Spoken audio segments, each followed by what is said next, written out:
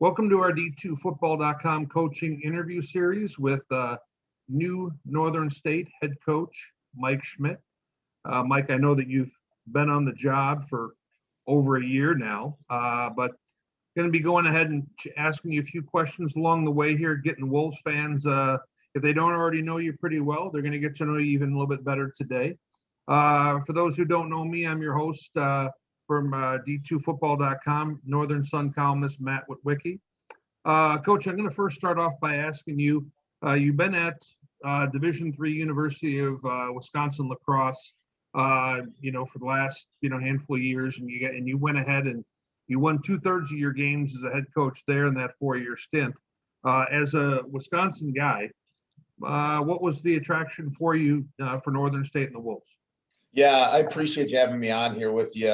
Coming out to Northern State was one of those deals that it was really an opportunity that you can't pass up in your career. And I think for me, UW La Crosse was my alma mater, close to home.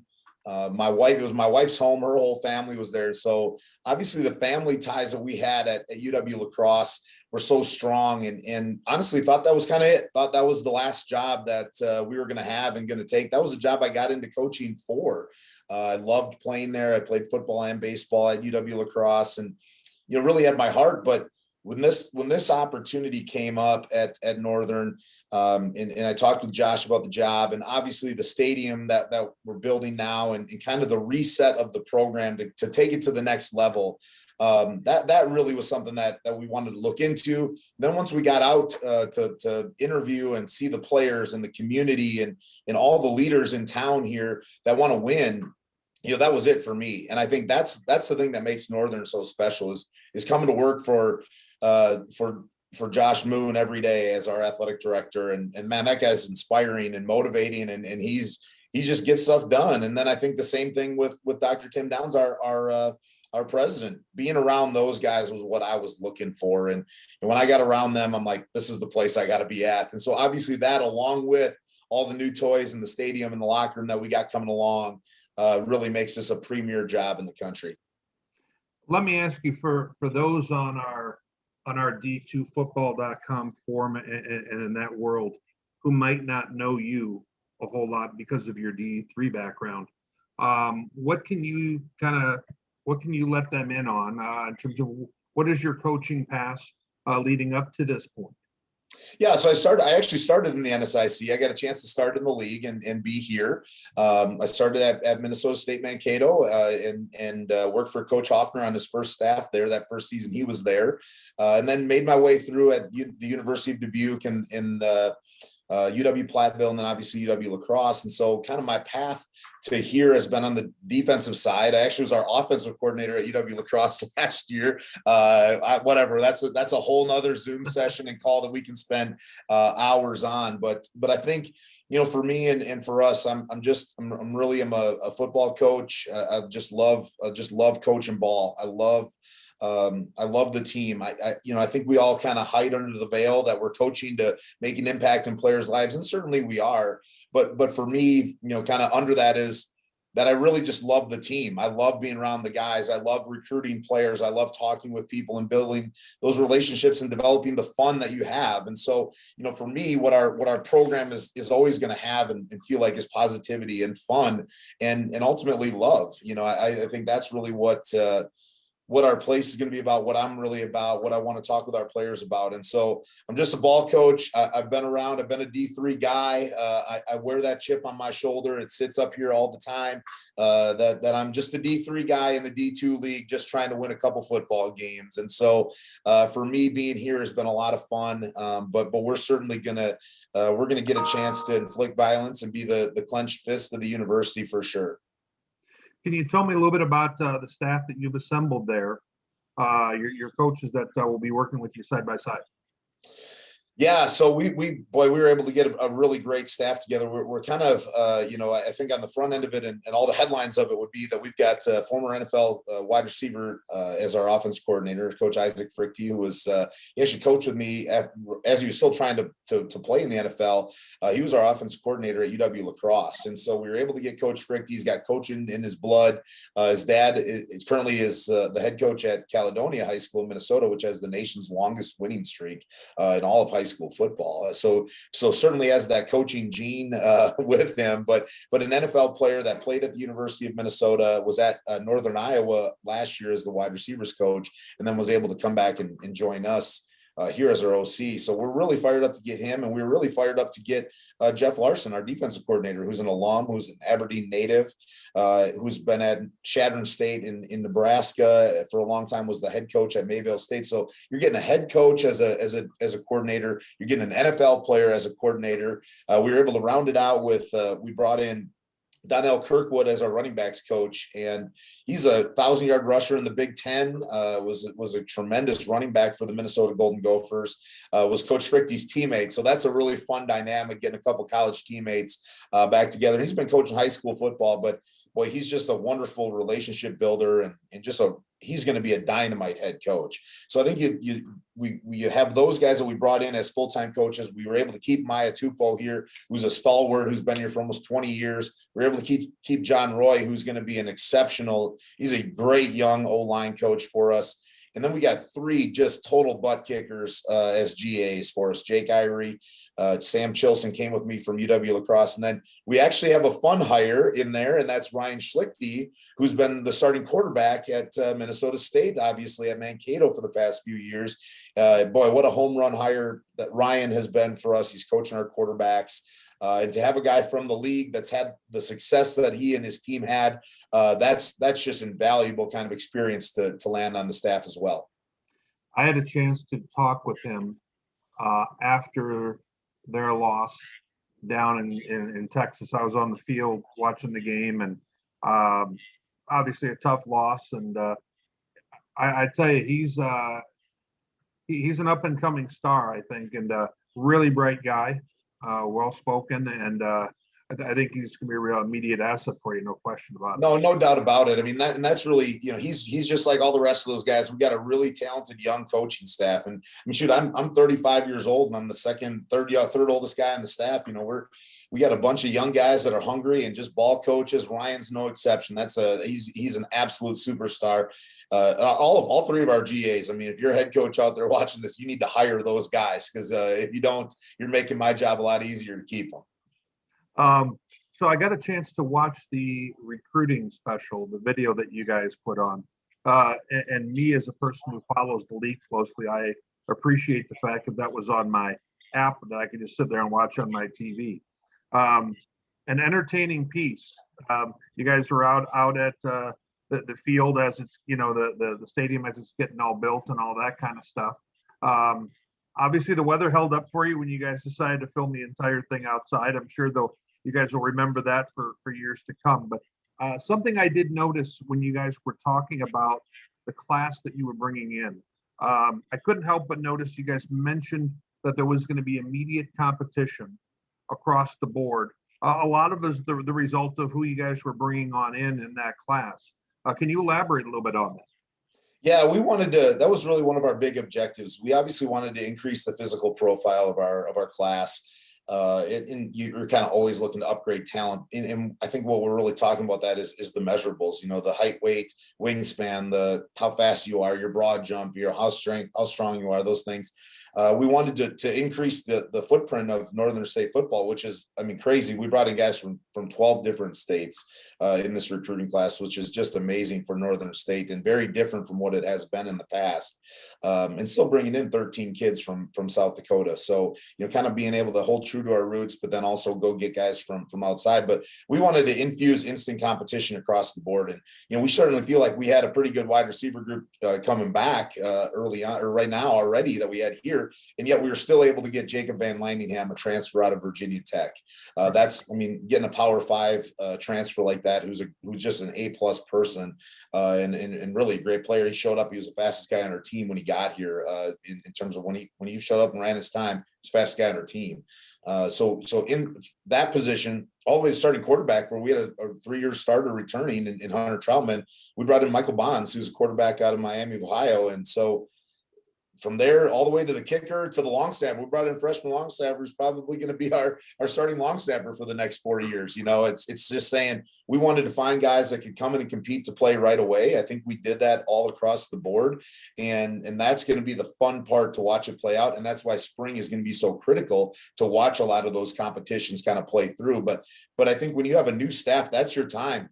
Bring in the guys that you want to bring in to come and compete with the people who are already here. And all of that's going to just increase the level of play throughout. Everybody's always saying that and looking for that, but are you really challenging to bring in that? We have a 3-year starter, all conference quarterback, and we're bringing in a quarterback, grad transfer quarterback, to come beat him out and see how Hunter responds. Now, he's not going to give up the spot. That's not what it's about anyway, at all. It's about bringing in players who are going to push playing time across the board. Right. And that's the impression I got when I was watching that video, that was kind of the spirit of that situation. Let me ask, you and I had talked in the past about potentially you guys having a geographic footprint potentially for where you're recruiting. In the past, Northern has gotten a lot of kids from smaller communities in South Dakota, along with, neighboring states and things of that sort. How would your outlook be different going forward, would you say? Yeah, I think we're going to continually try to find really good players and don't really care where they're from. I think the unique thing about our regionality of Northern State is that we do have to do a good job in our area.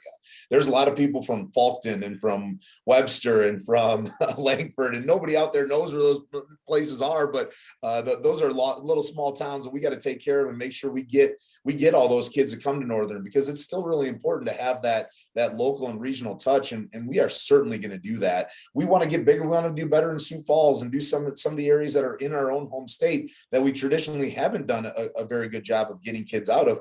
But that's about winning. That's about continuing to tell the story of Northern in our own state. I just think what we've been able to do is really, I think the biggest part was use the technology and use this. Right now we're on Zoom. I mean, a year ago, none of us would have been on Zoom. None of us would have been doing any of this. And so we were able to kind of capture that moment in time and really take off and do a great job with the Zooms and FaceTimes with recruits and finding these guys from all over the country. And that's part of why they brought me in, is because I've been able to do that at the places I've been at throughout my career. I've been able to bring that to broaden that brand and to build a brand that's exciting, that people know about. And it's funny because you hear really across our whole league, in every state that our league is in, boy, we don't usually hear about Northern all the time on some of these kids, and yet they're getting them. And that just shows you, I mean, we got kids out of South Dakota was our highest state in our recruiting class in terms of how many kids we got. But then our next was Wisconsin, where I have, obviously big ties to that state. And then California. I mean, it's just kind of crazy to think that all these people from California are coming here, but we were able to use a lot of our connections and just increase the brand of Northern State football. We have a great product. We need to tell that story. And I think moving forward, that's exactly what we're going to do. What do we like to say? We're going to do really well in South Dakota, North Dakota, Minnesota, Iowa. Of course we do. We absolutely want to do really well there, but we're going to go out and I think what we made a statement with this class was saying, we're going to go find legit players from all across the country, and we're going to be able to get them to Aberdeen to play in this stadium. Sure.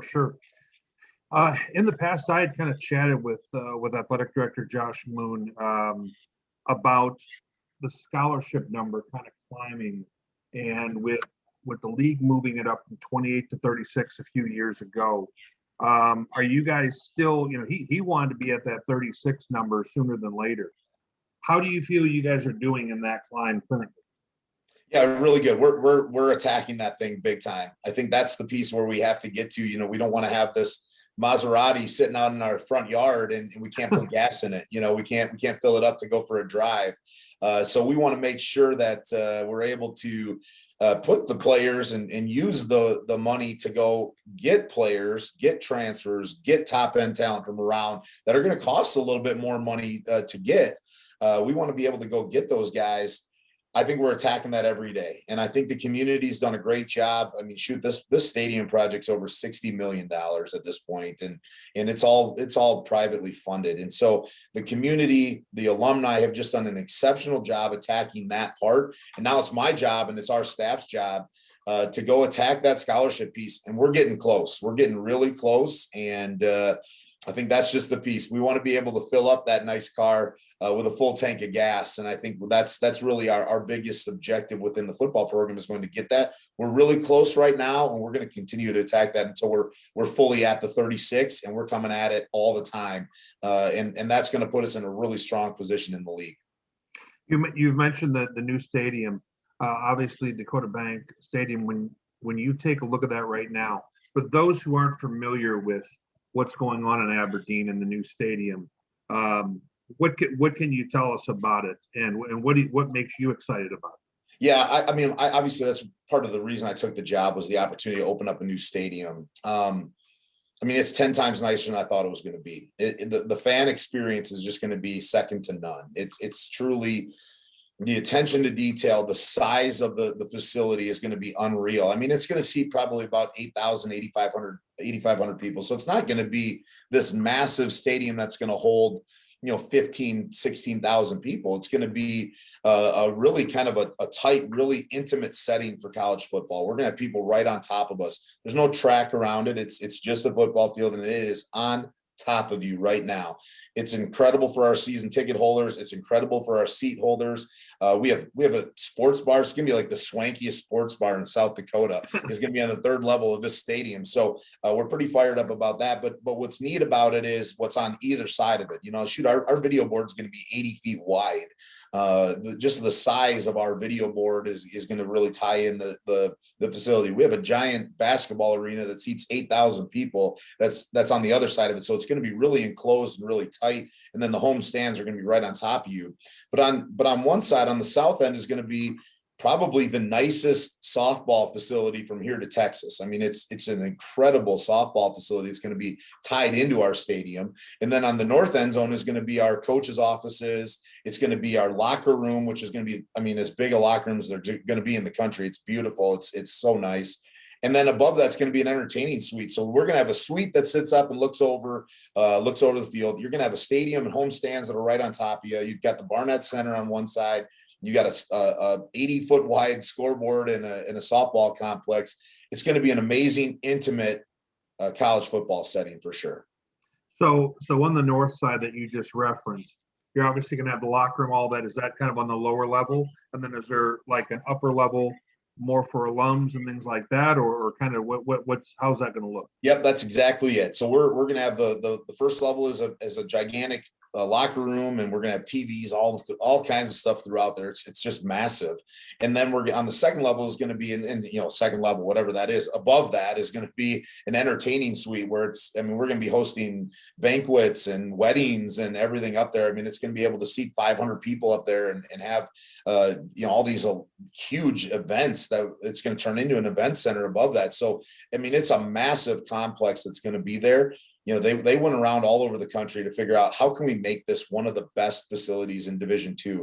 And that's what we went out and attacked. And that's Josh Moon. That's Dr. Downs, our president. That's the Alumni Foundation. That's just everybody in the community saying we're not just going to build one. We've never had an on-campus stadium. We're going to go build one of the best ones in the country. And we certainly did. Yeah. Your boss, Josh Moon, has been giving me heavy pressure that we need to redo our video about the best stadiums in D2 after you guys get up and running. But so let me ask, spring football. There's a lot of different thoughts on how that is going to be done. Whether it's going to be maybe a few joint practices that lead to scrimmage, maybe some real games, maybe one or two for some teams, maybe more for others. Do you guys have any kind of certain opponents in mind? And I realize everything right now is unofficial in any event, but what kind of can you tell Wolf fans about how you see that right now? Yeah, I mean, we're trying to play the best in the most games that we possibly can that they're going to allow. So we're trying to find, if we could play. I mean, shoot, as a coach, I'd like to be able to fill up the 5 that they're going to give us, and let's go play as many as we can. I think that's the balance right now. And I think that's the balance that we're all in is, as coaches and competitors, we want to compete. We want to play. Our players want to play. Our guys have gone this long without being able to play. And man, you look at all these sports across the board. Football, if we didn't compete, might be the only sport that wouldn't compete against outside competition on our campuses if we don't go and play competitions and play outside competition this spring. So it's vitally important. It's vitally important to our players. It's wildly important to me and our staff to be able to evaluate our team and evaluate our staff and be able to do those. My personal feeling is, if we're going to play a conference opponent, let's line up and play. Let's have a winner and loser. Let's line up and play. Let's play some of our young guys. Let's get a chance to evaluate some of that talent. We don't have to play all of our starters, or we can if we want. I don't know. But let's just go line up and play. I'll take our backups and go play the starters at Mankato, and Coach Hoffner knows that. That we've talked about trying to work something out if that's what we have to do. But we got to find out where our program's at. We got to find out where we're at as a team. And is that because I'm a new coach? Probably, probably. But I just still think, like, I just have the mentality, I want to go play the best teams. Whenever they tell us that we can play, let's go play the best teams and figure out if we can do that, and who we can play and where we're going to land at. So a conference game, I'd say let's go play games instead of a scrimmage that's going to devolve into a fight and a shoving match and whatever. That's just part of what's going to happen. We're all rivals in this league, especially in each side of the conference. With the North and South, we better be rivals. We better not like them. I know we're talking with some of these teams. We don't want to like them. That's part of the gig. We're certainly going to respect the heck out of them, but let's line up and have a winner and loser, and let's prepare and try to win those competitions. Sure. Makes sense to me. Your predecessor, obviously, Coach Tom Dosh, typically had the Wolves right around the 500 mark yearly during his tenure. And it would now seem that the expectations for the program are a little bit heightened. Then you add to that the brand new building, of the stadium. You take a look at some of the other sports that the Wolves play. Obviously, high profile. You're looking at the basketball team. I noticed that you follow there, and Mr. Fox is dunking on everybody in the league and all that good stuff. And does all of that make it so that you guys definitely have heightened expectations? Is that a fair assessment of the position you're in? Yeah, without a doubt. And that's really the push, is to say, how can we do the job to get to the next step? I think that's been kind of why they brought me in. That's been kind of what I've done with programs, all through my career. And that's why they chose me, was to take that next step and push us into that upper echelon to go compete and get in the playoffs, compete for NSIC championships, and Coach Dosh did a great job getting the program to where we're at. And it wasn't in a good spot, and he got into a position where it's competitive and brought in a lot of great talent, a lot of great kids. And he did a great job and should be commended for that. Now it's time for us to go attack getting into the top 25, go get into the top 10, get into the playoffs and make a push in the tournament. All of our other, top end sports are doing that. Women's basketball has been conference champs, won national championships, played in the playoffs. The volleyball team, has finished in the top 10 in the country the last couple of years in the best league in America. And you look at the basketball team, that's as good a team as there is in the country. They're ranked in the top 2 right now. Parker Fox is the player of the year in the country. That pushes you, that motivates you when you see those teams doing that well. That's what we're trying to get to. You just got to walk out the door of my office here and look at the stadium, see where's the standard at. Our standard is to compete for NSIC championships, get into the playoffs, and make a push to try to compete for a national championship. That's the only thing we're worried about. That's what we're attacking. That's what we're going after. And I think part of what drew them to hire me as the head coach was saying, we're gonna push our chips all in. We're not going to take a backseat to anybody, and we're going to go compete at that level. And we have a plan on how we're going to do that. The winning formula is not difficult to figure out. You have to get the best players, you hire the best coaches, and you hold everybody to a really high standard. We feel like we've got a good plan on how to do that. I think we've got a good idea on how we're going to get there. But that's exactly why they brought us in.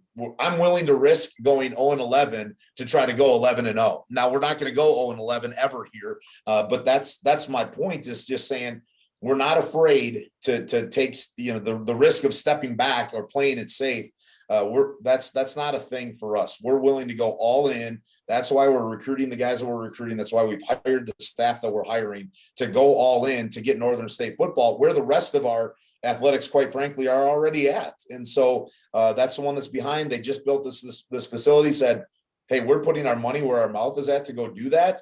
And now it's our time to step up and go prove that on the football field.